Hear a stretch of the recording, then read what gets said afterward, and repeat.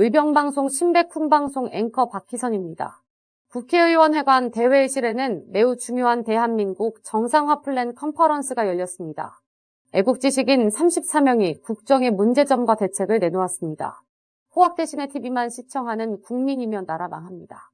그래서 하루 종일 행사 내용을 세션별로 편집하여 올립니다. 본 영상은 유튜버에게 무상 제공하오니 널리 업로드 하시어 많은 국민이 알고 국민각성 나라를 살리게 해주시기 간곡히 호소드립니다.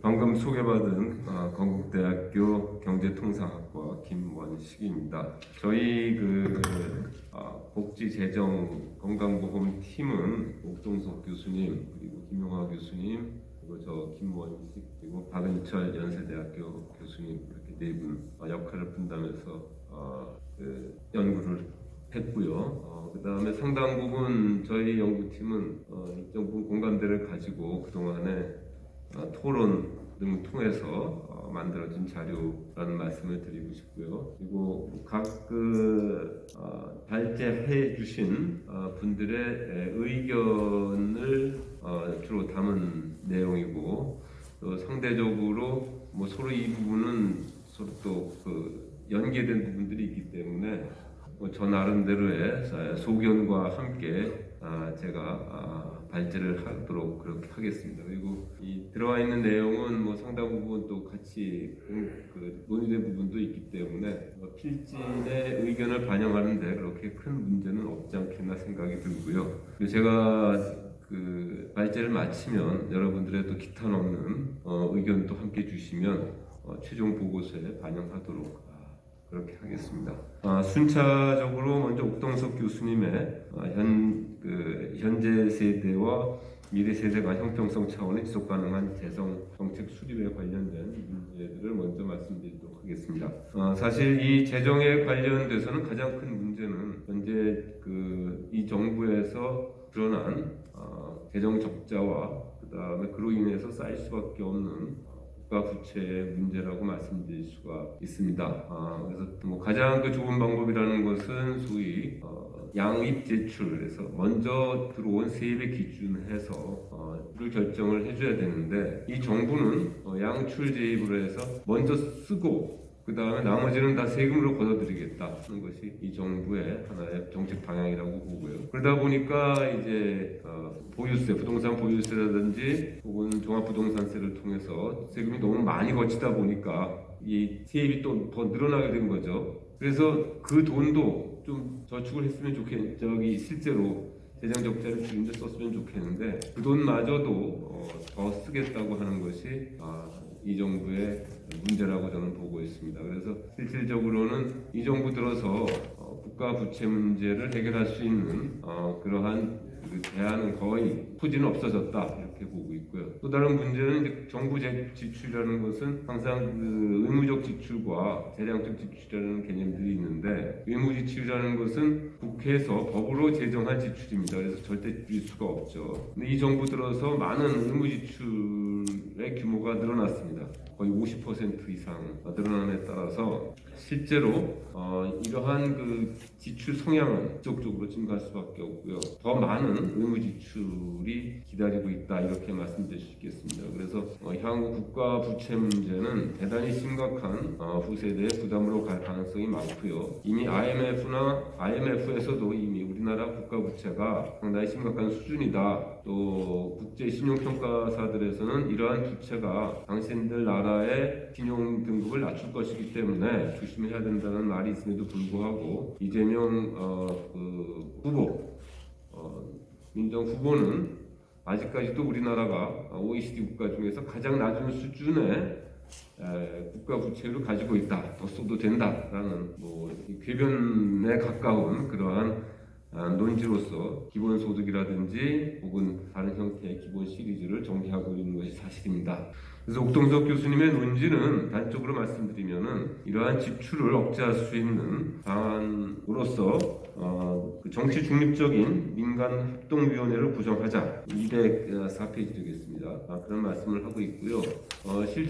더 나아가서는 이제 여기 본문에는 없습니다만은 네덜란드의 재정위원회 형태의 기구를 만들어서 선거 공약까지도 거기에 따른 소요 재정을 만드는 그러한 제도를 구축할 필요가 있다 하는 거죠. 그래서 선거 제도에서 나타날 수 있는 과잉 지출 부담 혹은 그에 따른 포퓰리즘을 억제할 필요가 있다라는 것이 옥동석 교수님의 생각이고요. 더 나아가서는 206페이지 되겠습니다. 더 나아가서는 정책금융예산제도를 도입해서 정부가 부담하고 있는 다양한 보증제도라든지 혹은 대출 문제에 대한 기본적인 원칙을 좀 만들었으면 좋겠다는 생각입니다. 무슨 말씀인가 하니 정부가 너무 많은 재정 보증을 하다 보니까 결국에서는 그러한 경제 객체들이 파산을 하게 되면 전액 다 정부의 부담이 될 가능성이 굉장히 크다는 거죠. 그래서 그것이 이제 소위 산업은행의 역할이기도 합니다만 우리가 가질 수 있는 산업은행이라든지 신용보증기금의 역할이기도 합니다만 우리 경제가 무너졌을 때 바로 그러한 국가의 부담은 정부 부채화될 가능성이 굉장히 높습니다. 실질적으로 정부가 안정이 돼 있을 때는 문제가 되지 않지만은 우리나라 같은 경우에 있어서는 그러한 정부 보증 행위가 굉장히 심각한 수준에 이르고 있기 때문에 결과적으로는 어느 순간 단순히 우리가 생각하는 국가 부채뿐 아니라 이러한 보증 부채까지도 뒤집어 쓸 가능성이 굉장히 많다라고 말씀드릴 수 있겠습니다. 또 거시적인 문제로서 207페이지의 국토균형 발전에 대한 재정 총량제를 제안을 하셨습니다. 현재 민주당 정부에서는 항상 노무현 정부부터 해서 지역균형 발전 문제를 항상 강조를 해왔죠. 그러나 실질적으로 그러한 10년 이상의 노력에도 불구하고 10년 이상의 노력에 불구하고 실질적으로 우리나라 지방 재정은 대단히 심각합니다. 그래서 지방 소멸이 예상되는 지방자치단체만 86군데가 될 정도로 굉장히 심각하고 점차적으로 수도권 집중이라든지 대도시 집중 성향이 대단히 더 강화되고 있는 것입니다. 이는 사실상 균형 발전에 그런 발전 전략이 실패했다고 볼 수밖에 없고 그동안에 우리는 수백조 되겠죠. 수백조에 이르는 예산을 낭비해 왔다라고 해도 과언이 아니라고 저는 생각을 합니다. 그런 관점에서 이에 따른 균형 발전 재정 총량제를 도입을 하자는 것이 옥동석 교수님께서 주장하고 있는 내용이고 지역균형 발전에서 예비 타당성 분석에 있어서의 그러한 전략적 평가를 반드시 집어넣는 것이 바람직하지 않겠느냐 하는 내용입니다. 더 나아가서는 이제 208페이지에 보시면은 소위 이제 정부의 구매 시장이죠. 구매 시장에 관련된 문제로서 정부의 구매 행위가 일어나고 있죠. 그래서 현재는 소위 중소기업 중심으로의 입찰이 이제 성행하고 있는데 그 과정에서도 실질적으로 원가에 대한 평가가 제대로 이루어지지 않고 있다는 것이 문제입니다. 그래서 민관 원가 비교 제도를 도입을 해서 예산을 절감하는 방법을 도입을 해줘야 된다는 생각이고 거기에 따른 예산서에 실제로 단위 사업들 중심으로 사업의 목표 및 성과뿐 아니라 관련 원가 정보를 체계적으로 제공할 수 있는 이러한 데이터 시스템을 구축해줘야 된다는 것입니다. 사실은 이 관점은 어떻게 보면은 투명한 정부를 운영하기 위해서 필요불가결한 과정이라고 볼 수밖에 없습니다. 또 하나는 정부 재무제표를 개편하자는 현재 발생주의 도입에 따라서 정부 예산이 편성이 되고 있습니다. 또 아울러서 이러한 많은 이러한 부분 과정에서 소위 디브레인이라는 것은 이제 정부의 재정 상태를 우리가 일목요연하게 볼 수 있는 데이터베이스라고 보시면 되고요. 이 디브레인 시스템이 사실 아직 체계화되지는 않았습니다. 그야말로 데이터만 다 줬지 그것을 분석할 수 있는 시스템은 안 줬기 때문에 우리 국민들이 이용하기 굉장히 연구자들이 이용하기 굉장히 힘든 상황입니다. 그래서 이러한 디브레인에 있어서의 내용들을 IMF의 재정 통계 기준과 일치하도록 하면 개편하는 이러한 문제들을 얘기를 하고 있습니다. 그래서 전반적으로는 우리가 당연히 정부의 회계 투명성 혹은 효율성을 위해서 단지 필요한 내용이라고 보고요. 그러한 관점에서 옥동석 교수의 발제가 의미가 있다 이렇게 저는 생각을 합니다. 두 번째로 제가 발제할 내용은 조세체계 합리화에 관련된 문제입니다. 우리나라 지금 조세 체계는 대단히 비정상적이라고 말씀드릴 수밖에 없습니다. 특히 소위 이제 5030 국가, 그러니까 5천만 인구로서 3만 달러 이상의 1인당 국민소득을 가지고 있는 나라입니다. 세계 경제력으로 보면은 10위, 9위 국가죠. 그리고 수출주도 국가고요. 내수 국가라기보다. 근데 이러한 나라에서 조세 시스템을 독특한 조세 시스템을 갖고 있다는 것은 실질적으로 지속 가능하지 않다 이렇게 보고 있습니다. 즉 세계화 국가의 세계적 경제력을 가진 국가라면 적어도 국제 조세 체계와 부합하는 그러한 조세 시스템을 가져야 함에도 불구하고 이 정부 들어서의 조세 시스템은 거의 후진하고 역진하고 있는 형태의 조세 시스템이라고 보고 있습니다. 그래서 다음 정부는 이러한 조세 시스템 자체를 근본적으로 개혁하지 않으면 안 된다 이렇게 생각을 하고 있고요. 그런 점에서 몇 가지 간단히 요약만 해드리도록 하겠습니다. 첫 번째는 소득세제 개편에 있어서 우리나라 소득세제는 지나치게 누진세율이 높아지고 있습니다. 그런데 단적인 예로서 동유럽의 소비에트에서 풀려난 그 국가들 같은 경우는 거의 다 플랫레이트를 사용하고 있습니다. 단일세율이라는 거죠, 소득세도. 그러다 보니까 오히려 그에 따른 경제 성장률이 더 높더라 하는 결과입니다. 즉 누진세제는 실질적으로 물론 고소득자들에게 큰 부담을 줌으로써 소득 재분배라는 효과도 있지만은 거꾸로 보면 고소득자들의 근로 유인 경제 활동의 유인을 줄임으로 해서 더 많은 국가 경제에 손실을 낳을 수가 있다는 점을 우리가 고려를 해야 됩니다. 그런 점에서 지나친 누진 과세는 문제가 있다 이렇게 볼 수가 있고요. 제가 또 제안하는 바는 소득세 개인들의 누진세율의 그 과세 체계에 있어서 단계 구간을 물가 상승률에 따라서 비례해서 인상을 해줘야 되는데 이것이 금액이 고정돼 있다 보니까 소득이 증가하면 증가할수록 모든 국민들이 다 고세율, 반계세율에 귀속되는 문제가 있습니다. 그래서 적어도 물가 상승률만큼 반계소득세율 구간이 함께 같이 조정이 되도록 하는 것이 바람직하다 하는 부분이 있고요. 또 하나는 근로자들의 35%가 소득세에 부과되지 않습니다. 그러니까 이것은 한편으로 보면은 그들뿐 아니라 자영업자들에 있어서도 세금을 내지 않는 자영업자들이 상당히 많다는 것을 의미합니다. 그런 점에서 현재 우리나라 국민들은 소득세 기피 현상이 대단히 심각하다 이렇게 말씀드릴 수가 있고 그에 따라서 한편으로는 세액공제제도, 소득공제제도가 세액공제제도로 바뀌었는데 세액공제제도를 적용받기 위해서는 세금을 내는 사람들만 혜택을 받는다는 거죠.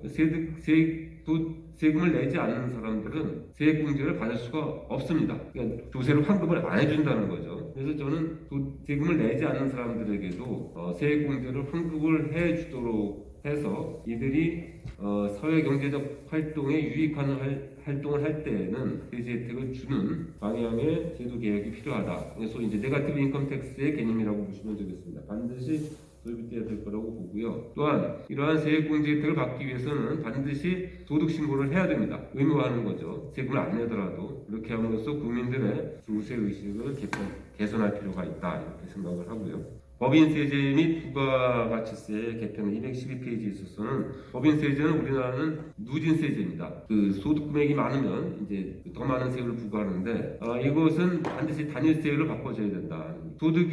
법인세 소득이 세수가 많아지게 되면 누진세가 되기 때문에 법인을 쪼개는다는 문제가 생기고 기업을 분할하는 거죠. 대단히 기업 입장에서 봤을 때는 비효율을 낳을 수밖에 없는 요소가 될 수 있습니다. 또 한편으로는 이 누진세를 피하기 위해서 기업을 또 분할하는 문제가 생기다 보니까 또 이 피터팬 증후군이 생길 수밖에 없는 거죠. 기업이 성장을 안 하려고 그런다 이런 얘기입니다. 그래서 거기에 따른 불합리를 줄 필요가 있고 부동산세제 213페이지 부동산세제에 관련해서는 대단히 왜곡된 부동산세제죠. 부동산세를 누진세를 부과하는 나라는 없습니다. 종합부동산세가 누진세인데요. 그래서 이것을 단위세로 해야 된다는 것이고요. 또 하나는 양도세에 있어서도 대단히 큰 양도세를 부과하기 때문에 양도세율이 높기 때문에 이사를 갈 수가 없습니다. 내가 내 집을 팔아서 이사를 가려고 더 좋은 집으로 이사를 가려고 하는데 그 양도세를 내면 내가 살던 집에도 못 들어가는 그러한 문제가 생기기 때문에 반드시 양도소득세에 대해서는 중과를 피하고 일가구 1주택도 피하고 굳이 더 나아가서는 더 큰 집으로 이사갈 경우에는 양도세를 부과하지 않는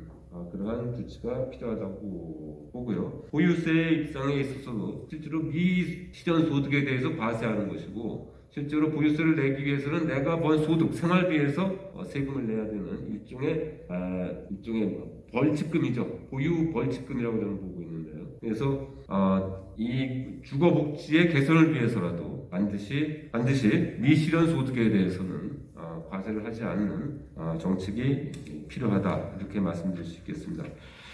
다음 김영하 교수님의 지속가능 맞춤형 선택 복지에 있어서는 단적으로 말씀드리면 1인 1요금 체제가 필요하다 이런 말씀 저도 공감하는 바고요. 특히 맞벌이 부부가 증감에 따라서 실제로 부부가 개별적인 연금 계정을 가질 필요가 있다고 보고요. 또 하나는 점점 독신 가정이 늘어남에 따라서 독신 가정과 배우자가 있는 가정 간의 불형평성의 문제가 또 발생이 됩니다. 그런 점에서 1인 1연금 체제의 전환은 더 필요하지 않겠냐 그렇게 생각을 합니다. 부모보험의 도입에 관한 내용인데 이 부분은 일부 선진국에서 도입을 하고 있는 것으로 얘기하고 있습니다만 실질적으로 큰 사회적인 이슈가 제기될 수도 있습니다만 저는 조금 좀 부정적으로 보는 부분도 있는데 이 부모보험이라는 것은 자녀 양육에 관한 보험이거든요. 그래서 자녀 양육에 관련된 문제는 실질적으로 서비스 문제, 양육 서비스, 그러니까 좋은 보육 시설 혹은 좋은 아동 보건 의료 시스템 또 좋은 양질의 교육 시스템을 통해서 해결되는 것이 바람직하지 이와 같은 현금 형태의 지급으로서는 양육 과정의 문제를 해결하는 단계가 있지 않겠나 저는 그러한 생각은 가지고 있습니다. 또 하나는 이제 산재보험과 노동보험에 관련된 산재보험, 고용보험에 관련된 노동보험에 관련된 문제인데요. 이건 사각지대에 관련된 이슈로 저는 보고 있고요. 거기에 따른 재정 관련의 문제는 이러한 사각지대를 해소하는 방법이 있을 수가 있는데 실질적으로 예술인이나 특별 고용 종사자 같은 경우에 있어서는 실제로 일반 근로자와 좀 재원을 분리해서 문제를 해결하는 것이 바람직하다 이렇게 생각을 합니다. 왜 그러냐면 실질적으로 파트타임 근로자들에 대한 소득 관리는 대단히 어렵습니다. 그리고 이분들은 자영업자의 성격을 갖고 있기 때문에 정부가 부분적으로 지원할 필요성도 있다라는 차원에서 이러한 문제를 접근할 필요가 있지 않겠나 생각을 합니다. 마지막으로 관리 운영 체계의 개편에 있어서는 사회보험료의 징수에 관련된 이제는 국세청이 이 문제를 접근을 해야 된다고 보고요. 여기에 따른 전제 조건은 건강보험에 있어서 소득 중심의 징수 체계가 필요하다 이렇게 그것이 반드시 필요하다고 보는 것이 실질적으로 자동차가 아픈 건 아니거든요. 집이 아프기 때문에 건강보험을 낸다 그런 건 아니란 말입니다. 그래서 저는 개인의 근로소득 중심으로 한 사회보험료 징수 체계를 구축하는 것이 필요하고 또 한편으로는 사후적으로 쉽진 않겠지만은 소비에 근거한 징수 체계도 우리가 그러니까 자기의 소득 신고는 없는데 돈을 많이 쓰는 사람들이 있단 말이죠. 이런 사람들에 있어서는 우리가 충분히 거기에 따른 징수 체계를 구축할 수 있는 빅데이터를 가지고 있기 때문에 가능하지 않겠나 그렇게 생각합니다. 건강보험에 있어서는 박은철 연세대 교수님 시간이 끝났나요?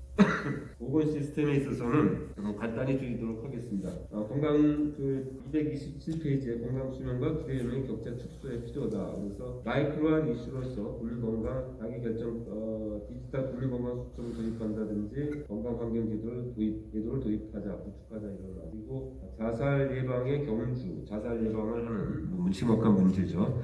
이것은 의료 문제뿐 아니라 우리 사회적인 문제일 수도 있다고 보고요. 또 한편으로는 신종 및 증가하는 질환에 대한 건강 보장이 필요하다. 또 치매와 장애로 인한 국민 부담이 필요하다 등등의 말씀을 해주셨습니다. 그리고 건강보험의 지속 가능 지역 중심의 건강 건강보장 시스템이 필요하다고 222페이지에 말씀해 주셨고요. 그리고 224페이지에는 보건의료 R&D 체계를 통한 건강기술 및 과학의 발전이 필요하다 이런 말씀해 주셨는데 저는 여기에 추가해서 즉 고령화의 문제, 노인 의료비 문제가 대단히 심각합니다. 그래서 전체 의료비의 43%가 이제 노인 의료비인데 노인들의 인구는 16%밖에 안 되거든요. 그러니까 약 거의 두 배 반을 노인 의료비가 더 쓰는 거고요. 실질적으로 계산을 해보면은 젊은 층들보다 이분들이 약 한 4배 반을 더 쓰는 것으로 추정이 됩니다. 의료비를. 그래서 노인 의료의 문제는 실질적으로 이분들이 경제 부담 능력이 없는 분들이거든요. 그래서 노인 의료 체계를 보다 효율적으로 구축하는 노력이 필요하고 그러한 관점에서 우리나라도 이제는 미국의 메디케어와 같은 노인 전문 의료 보험을 만들어서 노인들의 문제, 즉 자신의 세대에 관련된 문제는 자신의 세대 내에서 스스로 해결하는 제도가 필요하고 방금 전에 말씀드렸습니다만은 건강보험료의 관점에서는 건강보험료를 소득에 기초한 부가 시스템을 체계화시키는 것이 필요하다. 그리고 더 나아가서는 현재 노인 장기 요양보험에 있어서 이 제도는 요양비만 부담을 하고 있는데 노인들에 있어서는 요양과 그 다음에 진료가 같이 병행이 돼야 효율적인 보장이 될 수 있기 때문에 노인 의료보험, 그러니까 장기 요양과 진료를 같이 하는 노인 건강보험의 도입 필요성은 대단히 시급한 문제다 이렇게 말씀드릴 수 있겠습니다. 이상입니다. 네, 수고하셨습니다. 시간이 좀 지났는데요. 한 번만 질문. 우리 권정환 박사님 서울대 선교 교수님이세요. 저희 자유민주시민연대 인권윤리위원장이시고요. 지금 윤리재단 대표를 맡고 계십니다. 자유민주시민연대 인권윤리위원장 권정환입니다. 교수님 귀한 강의 대단히 감사합니다. 사실은 국민의 생명과 건강보다 더 소중하고 귀한 것이 어떻겠습니까? 이번 발제를 통해서 향후에 훌륭한 정책이 도입되기를 기대해 봅니다. 제가 드린 질문은 온 국민이 지금 주지하다시피 코로나 지금 난국 상황인데요. 이 건강보험 시스템 안에서 제가 궁금한 건 두 가지입니다.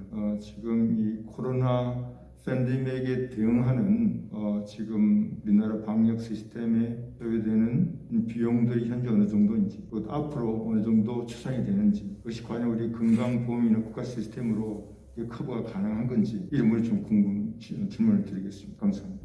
예, 뭐 다른 말씀드릴까요? 네, 간단하게. 네. 다음 세션 때문에. 네. 그 코로나 이슈는 저는 우리나라 방역시 우리나라 현재 정책이 잘못되어 있다고 보는 것이 이미 올 초에 코로나 19의 진상이 이미 밝혀졌습니다. 무슨 말씀인가 하니 코로나의 전파 방법 그리고 코로나에 취약한 연령계층 이미 다 나왔습니다.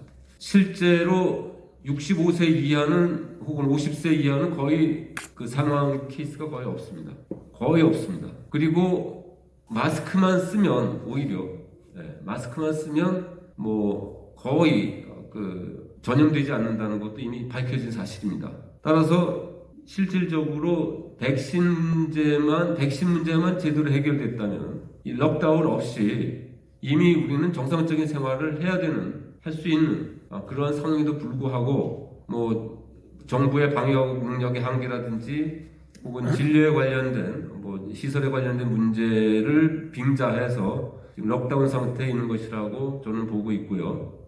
그래서 선진국 같은 경우에는 이미 여러분 해외 뉴스나 스포츠 경기를 통해서 보면은 다 빽빽하게 모여서 관중들이 있고 많은 활동을 자유롭게 하고 있는 것도 여러분들이 보실 수 있을 겁니다. 그래서 향후 이러한 이슈들은 아마 계속 생길 겁니다. 그리고 실질적으로 이 코로나의 문제는 팬데믹이 아니라 엔데믹입니다.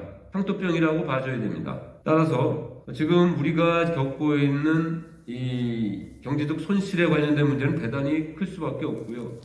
향후 다음 정부에서 반드시 추계해서 짚고 넘어가야 될 과제다. 다음 정부에서 반드시 짚고 넘어갈 과제고, 만약에 이 문제가 제대로 해결되지 않으면 우리는 끊임없이 이러한 정치적 경우에 따라서는 잘못된 전염병 대책으로 인해서 대단히 큰 손실을 입을 수가 있다라는 점을 말씀드릴 수 있고요.